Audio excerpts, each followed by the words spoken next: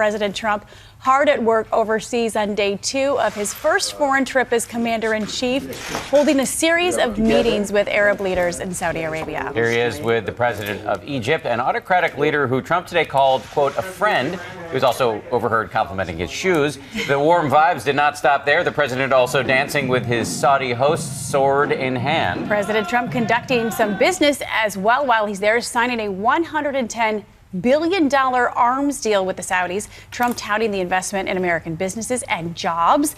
And later this morning, the main event, the president will deliver a highly anticipated speech on confronting terrorism. But there are clouds hanging over this trip. Just hours ago, the North Koreans conducting another missile launch. And, of course, here at home, the ongoing questions about the federal investigation into possible collusion between the Trump campaign and the Russians. We do have team coverage this morning. John Carl and George Stephanopoulos are standing by, but we're going to start with ABC's Cecilia Vega, who's in Riyadh. Good morning to you, Cecilia. Paula, good morning. The big question right now here in the birthplace of Islam, will the president use a phrase that he repeated time and time again on the campaign trail, radical Islamic terrorism? But right now, aides tell us this speech that he will deliver later this morning is expected to take a different tone than we had heard from him in the past, a much softer one, spelling out extremism in the terms of good versus evil. This morning, President Trump speaking directly to the Muslim world, hoping to find common ground. Every time a terrorist murders an innocent person and falsely invokes the name of God, it should be an insult to every person of faith. With leaders of 54 Muslim countries in attendance, the president focused on stamping out extremism, sounding nothing like candidate Trump. I think Islam hates us. This is not a battle between different faiths, different sects, or different civilizations.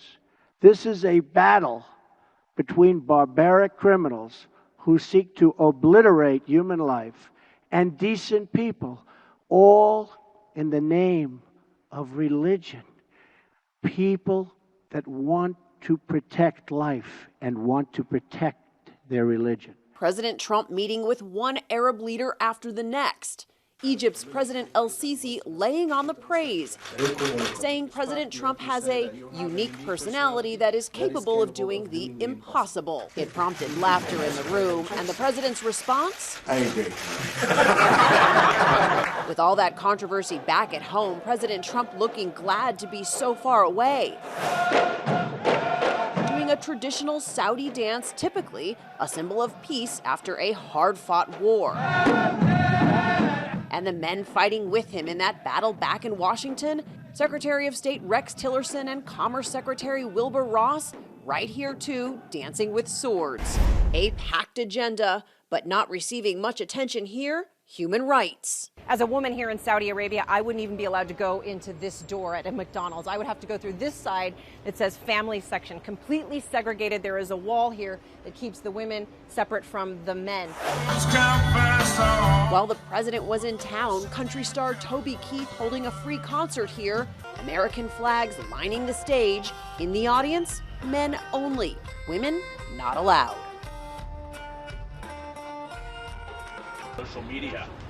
Now, human rights groups rank Saudi Arabia among the 10 least free countries in the world. Women here are denied such basic rights as driving a car. While the Trump White House says that it does not want to lecture countries about human rights, Ivanka Trump is here today, guys, attending a forum on women's issues. She said that while there has been progress in this country, there is still much work to be done. Dan and Paula. Cecilia, thank you. Cecilia Vega leading us off this morning.